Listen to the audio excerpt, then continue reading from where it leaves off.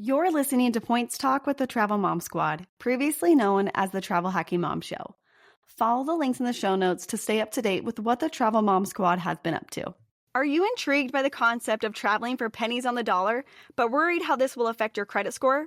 Worried about how you can put so much spend on a credit card to meet a bonus? Or don't think you can learn to do this? If so, listen on as we tackle those common travel hacking misconceptions and more in this podcast. Welcome to the Travel Hacking Mom Show. We are three moms who've discovered how to leverage credit card welcome offers to get hundreds of thousands of dollars in travel expenses for nearly free. We've used credit card points and miles to take vacations to places like Hawaii, Paris, Greece, the Maldives, Italy, and so much more. And the best part? We each still have an 800 plus credit score. Imagine being able to book a vacation without having to check your bank account. It's totally possible, and we're here to show you how. Hey, I'm Alex. And I'm Pam, Alex's mom. And I'm Jess, and we are Travel Hacking Moms. In today's episode, we're going to tell you about some common travel hacking misconceptions that keep people from jumping into the world of credit card points and miles. So some of these common travel hacking misconceptions include that it'll ruin your credit score, that you have to get one credit card and put tons and tons of spend on it, that you have to spend thousands and thousands of dollars to earn these bonus points, or that it's just too difficult and that you won't be able to do it. So let's dive into each one of these and really cover them well. Okay, Jess, give us some details on credit scores. This is one that I think really stresses people out, and I get it because when I started travel hacking, this was the biggest question I had. And so I had to do my research and figure out how this really affected my credit score before I decided to jump in. Yeah, I was the same way.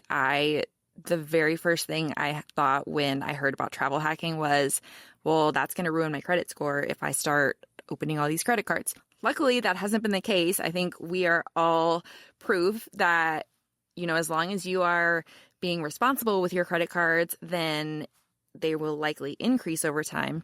But just to give you an overview, many of you probably know or have heard of Dave Ramsey, and he is very anti-credit cards, and he has made that known. And I think he has scared a lot of people away from credit cards, and he just thinks that they are the worst thing. I do want to stress that we are big on credit cards as long as you can pay them off in full and on time each month. Because if you open a bunch of credit cards and charge a bunch of expenses and then don't pay them off or don't pay them off on time, yes, that is going to ruin your credit score. But as long as you can be financially responsible with them, you may as well earn some points and miles to travel for free if you're going to be charging these expenses anyways. So there are several factors that make up your credit score. Some are weighed more heavily than others. Some are more influential. And so the two most influential factors are your payment history, your amounts owed. So those two that I just mentioned, your payment history is, do you make your payments on time? And your amounts owed is, are you paying off your balance in full each month? Those two alone make up 65% of your credit score. So they are by far the most important factors. New credit, which is what travel hacking deals with, is only 10% of your credit score. So while your score may drop a few points every time you open a new credit card, as long as you are paying it off in full on time each month, then it's really not going to do any sort of long-lasting damage to your credit score. Your credit score is going to rebound, and it could even go up, which has been the case for all three of us. And so that is just a high-level overview of credit scores and how those have been impacted by our travel hacking. I don't know, what about y'all? My credit score is over 800. I have a lot of open credit cards currently.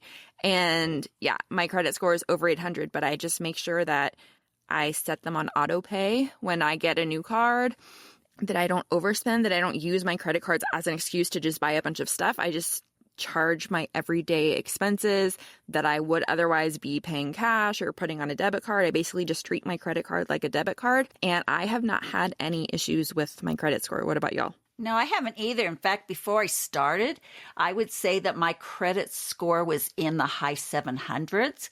And, 3-4 years later, opening up 20 plus cards at least, my credit score is like 820. So it's been nothing but, good for my credit score.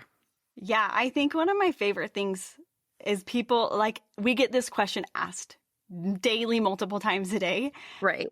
And I think my favorite thing is those, like, if it was hurting my credit score, I wouldn't be able to continue to get credit cards. So it's like the fact that we keep getting credit cards is just proof that it doesn't hurt your credit score, because they wouldn't give them to us if we had a bad credit score. Right. I never understood that either. It's like the bank would obviously cut us off, if we were doing some significant damage to our credit score by opening all these cards. The other thing too, I feel like is interesting, just to kind of reiterate what you were saying, Jess, about, if you can't pay off your cards in full each month, you probably should not be doing this hobby. Is I'll get people, and I'm sure you guys do too, where they'll ask you, like, can you tell me a card with like a 0 APR or this APR? And I'm like, I don't even pay attention to the card's APRs, because we just pay them off. Yeah. And I will say, like, these cards, travel rewards cards, have a high APRs. So you do not rely on, like, I'm going to just make payments, because you will be losing money. You're not going to be getting travel for nearly free. Yeah. Well, in my case too, like, travel hacking was actually the reason why I started budgeting and like being more financially responsible. Like, it forced me to do that, because I was like, I want to be able to travel for free. I was a little bit worried about, being able to pay off my cards on time and in full every month. And so that really is what like got me started with budgeting. And it's actually made me more financially responsible to travel hack. That's awesome. Okay, so let's dive into the second point. Mom, why don't you share point 2 with us? Yeah, a lot of people, point 2 is that a lot of people, a misconception is that, oh yeah, I'm going to sign up for this one card and I'm going to put all my spending on it.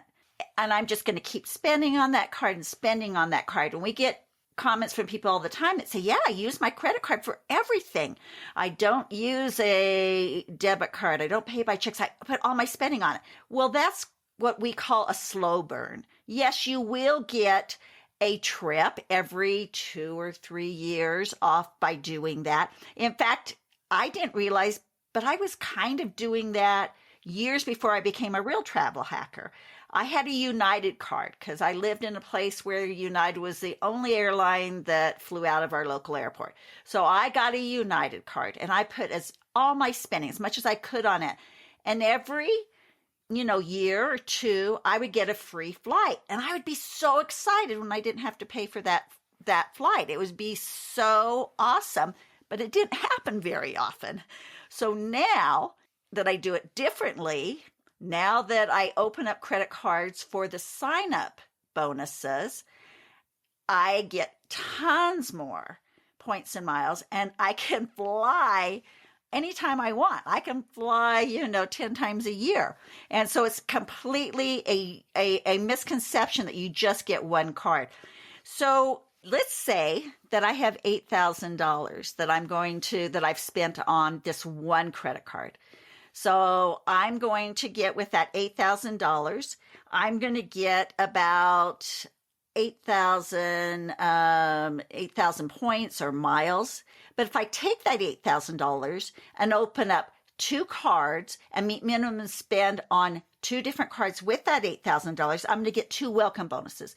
Welcome bonuses range anywhere from 50 to 100,000 points. So that $8,000 that I was just going to put on that one card now is 100,000 to 200,000 points. Yeah, exactly. I mean, if someone has a United card or a Southwest card and they charge $8,000, they're going to get 8,000 United miles, 8,000 Southwest points, which are not going to go very far. Exactly. Yeah. But if you take that 8,000, open up a couple cards and have a couple 100,000 points, you've got a really nice trip that maybe you can take your family on. Honestly, sign-up bonuses are where it's at. That's why we open multiple cards. Many times, I probably open 4 to 6 cards a year, and I have my husband do the same thing. And I know that you guys do too, because it's through getting those sign-up bonuses that our points and miles balances really soar. That's where it's at. Yeah, I mean, in that example you gave, you went from getting, possibly a one-way flight somewhere to getting a week-long Hawaiian vacation somewhere, just for that one expense that you had that was $8,000. Exactly. But it's hard for people to wrap their head around the fact that I'm going to get 2 or 3 cards to do this versus, oh, I'm going to get one card and I'm putting all my spend on it for 3 years and then I can go. So, they're still stuck on the idea of their credit score. Exactly. They're like, but if I open up these cards, my credit score, and it's like, no, your credit's going to be fine. Yeah, that's how like all these misconceptions are sort of intertwined with each other, because they want to put all their spend on one card because they're worried that if they open a bunch of cards, it's going to ruin their credit score. When in actuality, as long as they're financially responsible, opening a bunch of credit cards could, in fact, increase their credit score over time.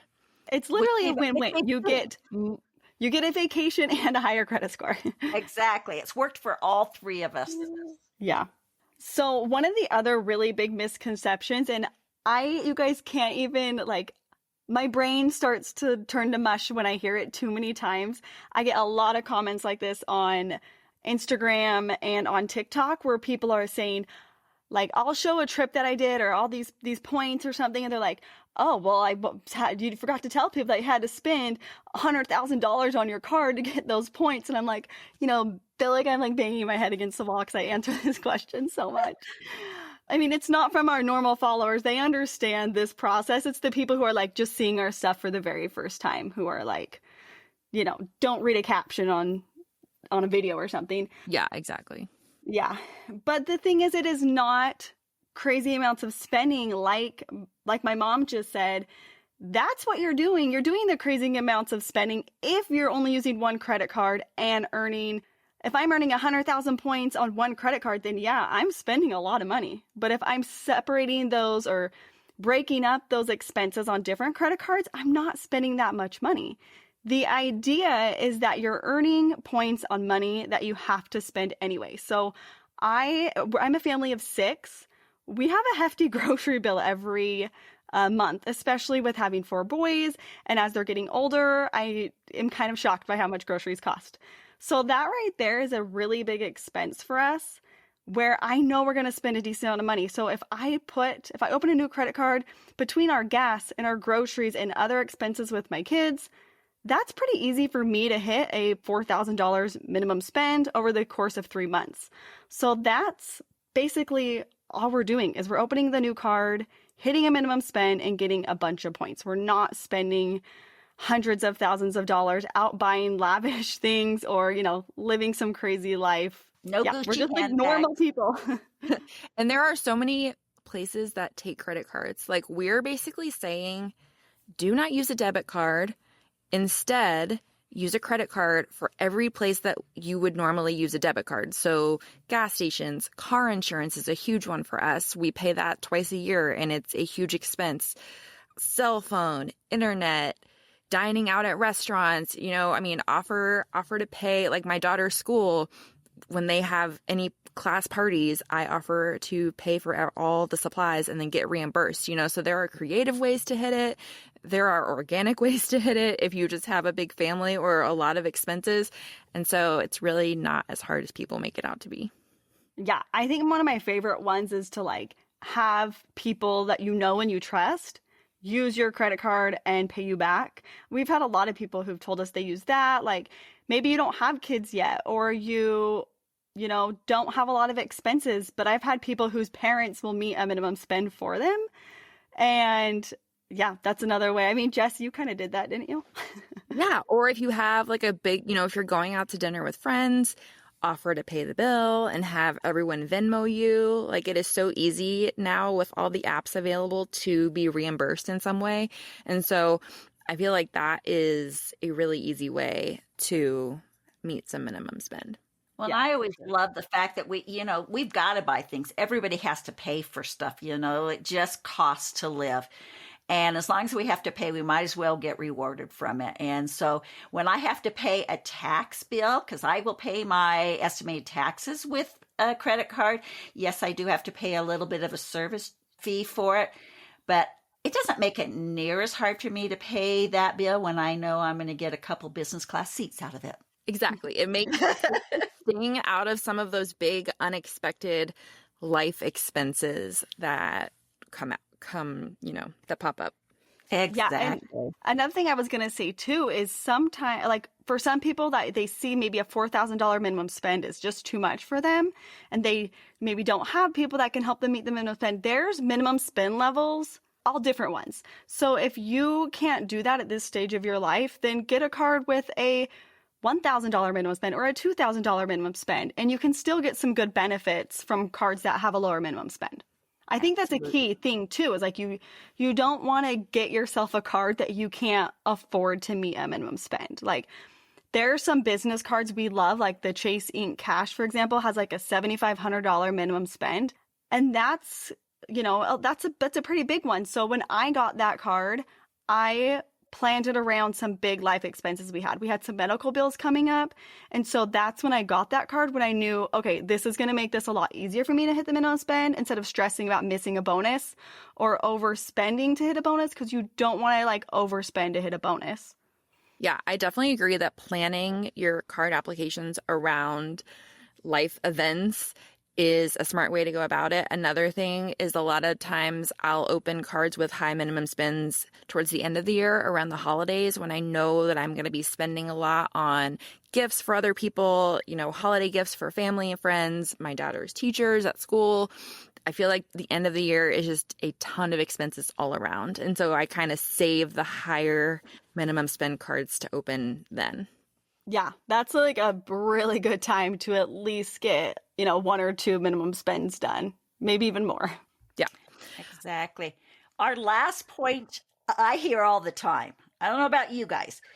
This has come from several of my friends where they say that they can't do this. They watch me do it. They go, I don't have time for this, or I don't have the brain power for this, or I'm not organized enough. And this is something that we hear a lot. Yeah. So we hear this one all the time, and we are 3 busy moms. Like, we are not people who just have all the time in the world to do this, but if we can do it, so can you. And it's even easier to do it now. Like when all 3 of us first got started, I know for me, I spent hours, probably hundreds of hours researching travel hacking, how it all works, trying to wrap my head around everything. This was before, Instagram was a big deal. This was before TikTok. There were a few blogs, like Alex said, none of them were really beginner friendly. And so it was a lot of time, me piecing information together. And it was worth it for me because I was like, hey, if this can end in like years of free travel, then this is worth it for me to spend the time on this. But it is even easier now because of Instagram and blogs. And we have a course that will walk you step by step through this entire process, everything you need to know. It will save you a ton of time on getting started with travel hacking. We are here to support you through DM, through email. And so I feel like now it is easier than ever to do this in a more efficient way and to really have all the information that you need right there in front of you so that you can like easily learn how to do this and get started with free travel. I wish that we would have had Jess's course when we started, Alex. We would not have had my course too. I know. I would have loved to have had it and had a one-stop shop to learn how to do this over the weekend or something and not had to spend the weeks and weeks of searching things out like Alex and I did and telling each other about, hey, did you hear about this? And what do you think about this? And it would have been so great. And the one thing I want to say is I am a grandma. I am a grandma of 21 adorable grandchildren. And if I can learn to do this, anyone can learn to do this.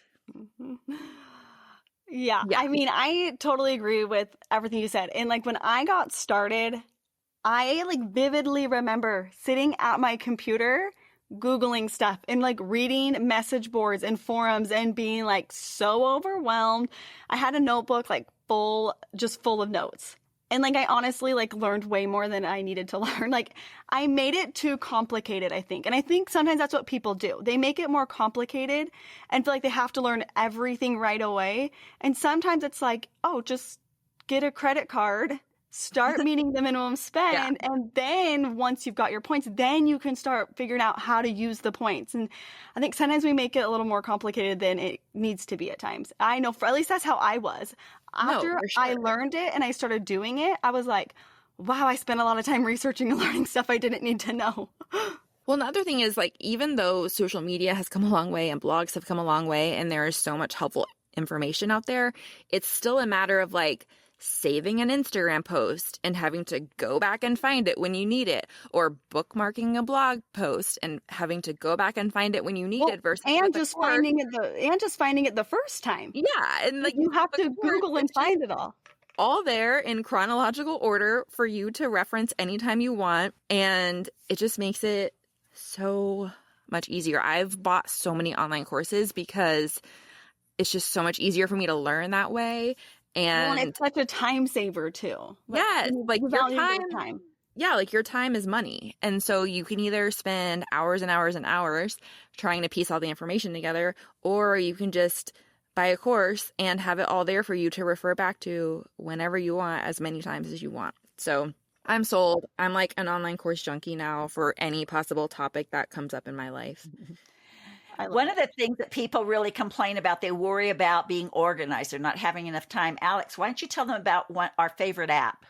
Yeah, so our favorite app is called Travel Freely, and it keeps all of your credit cards organized. So it will notify you by email when you have an annual fee coming up. It will keep track of your Chase 524 count, which we will talk to you about what that means later if you're not sure about that. And it's like a spreadsheet almost. And I used to have a spreadsheet, but this is a spreadsheet on steroids that like does the thinking for you. And the other thing I love about it is it doesn't take any of your like personal information. It doesn't take any of your bank information. I don't like things like that. They stress me out. And so I love like when all you have to do, you download the app, and we'll have a link in the show notes for it.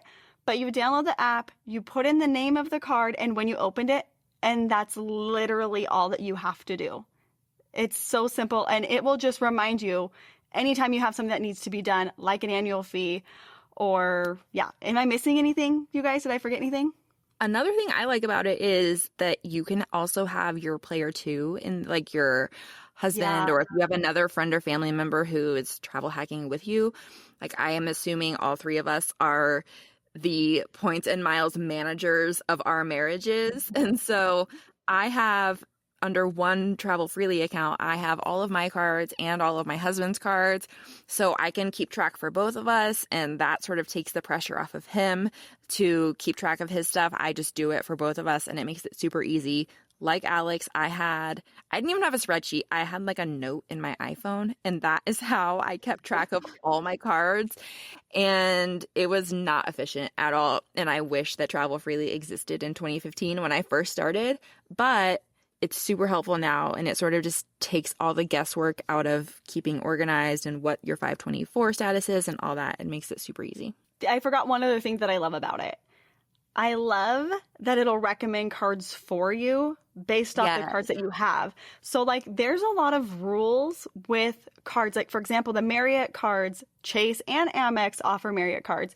But there's rules on like if you open a Chase one, you can't open an Amex one unless it's been a certain amount of time. And it can like make your head spin with all the credit card rules out there.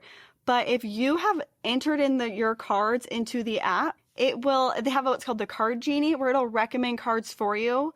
But the cards it recommends for you takes into account all of the different credit card issuers' rules. So it'll only recommend cards for you that you actually are like qualified or eligible to get the bonus for.